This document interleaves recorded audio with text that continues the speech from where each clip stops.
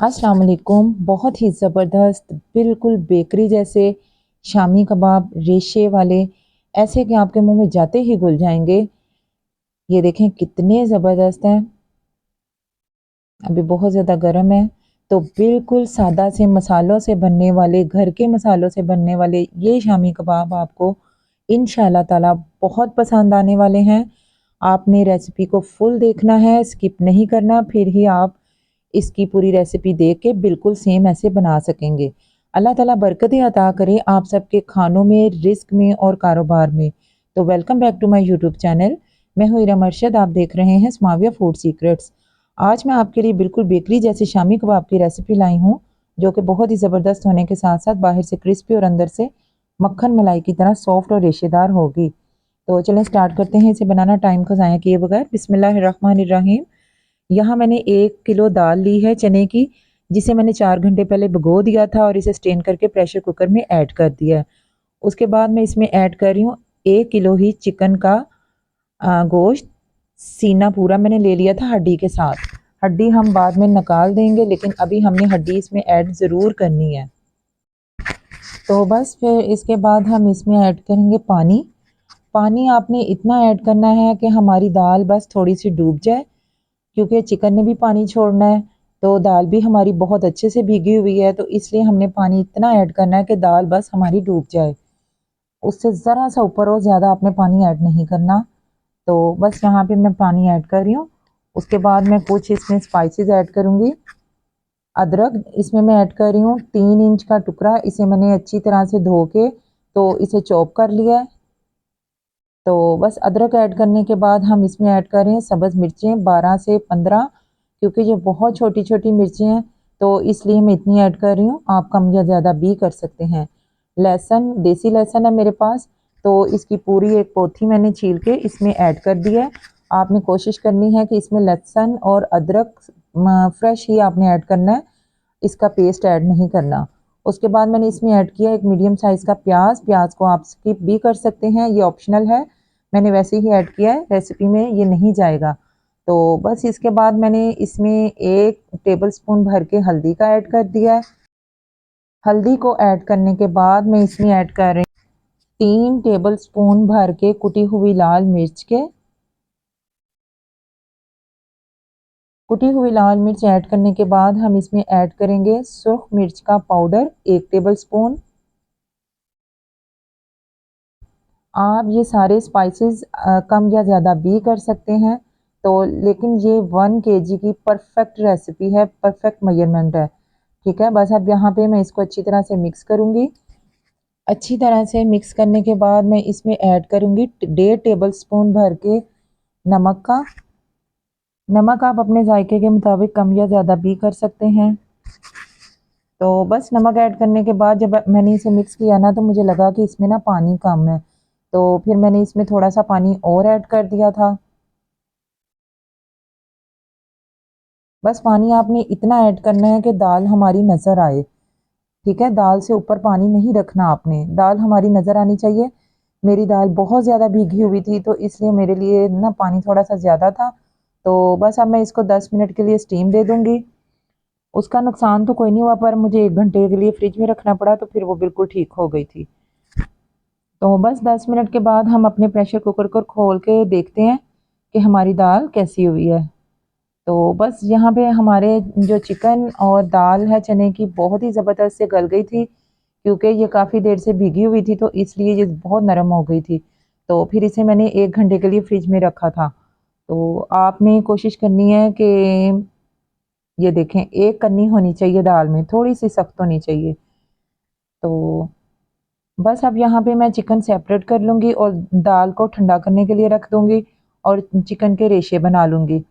Chicken के रेशे बनाने बहुत ही आसानी से मैं बताती हूँ आपको।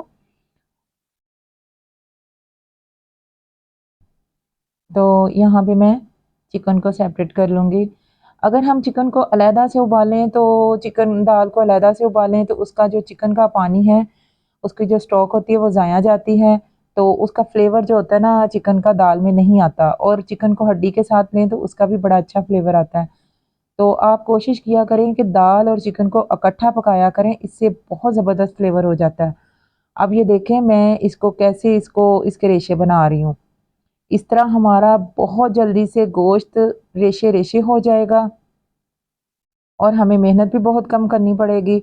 फोक के साथ बहुत ज़्यादा टाइम लगता है। इस तरह हड्डियाँ अलहदा हो जाएंगी और ज़बरदस्त से रेशे रेडी हो जाएंगे। तो बस यहाँ पे हमारा सारा चिकन श्रेड हो चुका है। तो बस इसे मैं साइड पे कर दूंगी और दाल भी हमारी अच्छी तरह से ठंडी हो चुकी है, तो उसे मैं अब एक चॉपर लेके उसमें चॉप कर लूँगी। अगर आपके पास चॉपर नहीं है तो आप कुंडी डंडे में भी उसे पीस सकते हैं। तो बस इसमें मैं थोड़ी थोड़ी करके दाल ऐड करके इसे चॉप कर लूँगी।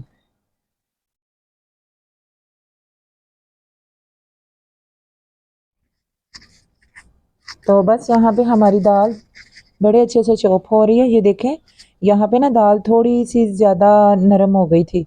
तो बस इस स्टेज पे मैं इसे ना 1 घंटे के लिए फ्रिज में रख दूंगी। अगर आपके साथ भी कभी ऐसा हो जाए ना तो आपने परेशान नहीं होना, बस थोड़ी देर के लिए फ्रिज में रखते हैं तो ये बिल्कुल ठीक हो जाती है। तो बस यहाँ पे हमारी दाल सारी रेडी हो गई है, ये देखें, और ठंडी भी हो चुकी है। अब मैं इसमें ऐड करूँगी एक अंडा। अंडा ऐड करने के बाद मैं इसमें ऐड करूँगी ड्राई रोस्टेड स्पाइसेस कुछ, जो हमने पहले ऐड नहीं किए वो इस स्टेज पे आके ऐड करने हैं। तो 1 टीस्पून भर के काली मिर्चों का पाउडर पिसी हुई। काली मिर्चें ऐड करने के बाद हम इसमें ऐड करें सूखा धनिया पिसा हुआ, तकरीबन 3 से 4 टीस्पून। उसके बाद मैं इसमें ऐड कर रही हूँ 1 टीस्पून भर के सफ़ेद ज़ीरा पिसा हुआ।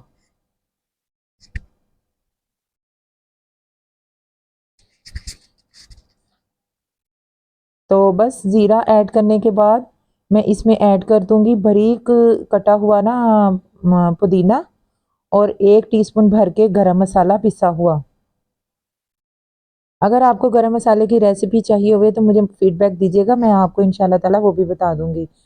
तो बस उसके बाद हमने पुदीना ऐड कर दिया। कुछ लोग यहाँ पे आके धनिया भी ऐड करते हैं, लेकिन मैंने धनिया ऐड नहीं किया।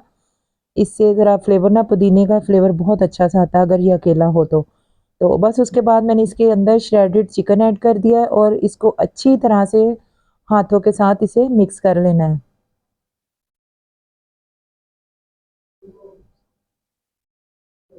तो बस यहाँ पे मिक्स करने के बाद वो जो सांचा मिलता है ना शामी टिक्कियाँ बनाने वाला, तो मैंने भी उससे ट्राई किया लेकिन मेरी तो उससे बिल्कुल भी ठीक नहीं बन रही थी।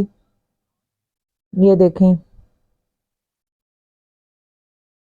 तो फिर मैंने हाथों से ही सारी टिक्कियाँ बना ली थी।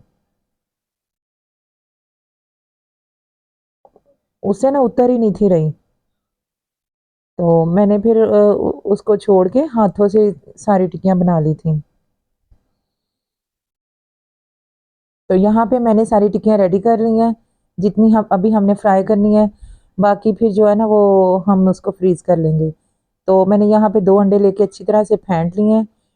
एक शामी कबाब लेके उसे मैं अंडे में डिप करके साथ ही मैं कढ़ाई में ऐड कर रही हूँ। डीप फ्राई करना है आपने इसको, शैलो फ्राई भी आप कर सकते हैं, लेकिन बेकरी वाले जो है वो डीप फ्राई ही करते हैं। उससे उसकी लुक बड़ी ज़बरदस्त आती है। ये देखें कितने ज़बरदस्त से हमारे शामी कबाब रेडी हुए हैं। इनका फ्लेवर भी बहुत ही ज़बरदस्त होगा। आप इंशाल्लाह ताला अगर सेम मेरे ही मेथड से बनाएंगे तो आपके भी शामी कबाब बिल्कुल बेकरी स्टाइल के ही बनेंगे। तो बस हमने आंच को मीडियम सा रखना है, ना ज़्यादा हाई रखना है ना ज़्यादा लो रखना है। तो इनको फ्राई कर लेना है क्योंकि हमने सिर्फ अंडा ही पकाना है, बाकी तो सारी अंदर से सारा कुछ पका हुआ है। तो बस जैसे ही हल्का सा कलर आ रहा है गोल्डन सा तो मैं शामी कबाब निकाल लूँगी सारे। बहुत ज़बरदस्त इनकी खुशबू है, बहुत ज़ब और खुशबू के साथ साथ इनका जायका भी बहुत लाजवाब है। तो बस यहाँ पे हमारे सारे शामी कबाब बनकर रेडी हो गए हैं। आप इन्हें बच्चों के लंच बॉक्स में भी बना के दे सकते हैं, सैंडविच भी बना सकते हैं इनसे, और इन्हें फ्रीज भी करके रख सकते हैं। ये देखें बाहर से कितने क्रिस्पी और अंदर से कितने रेशेदार हमारे चिकन शामी कबाब बनकर रेडी हो गए हैं, बिल्कुल बेकरी स्टाइल के। तो मैं उम्मीद करती हूँ आप मेरी वीडियो को देख के इस रेसिपी को ज़रूर ट्राई करेंगे। रेसिपी पसंद आए तो इसे लाइक और शेयर ज़रूर कीजिएगा और चैनल को भी सब्सक्राइब करना मत भूलिएगा। और मुझे रेसिपी बना के फीडबैक भी ज़रूर दीजिएगा कि आपको रेसिपी कैसी लगी है। तो बस मिलते हैं नेक्स्ट वीडियो में। अपना बहुत सारा ख्याल रखिएगा, दुआओं में याद रखिएगा।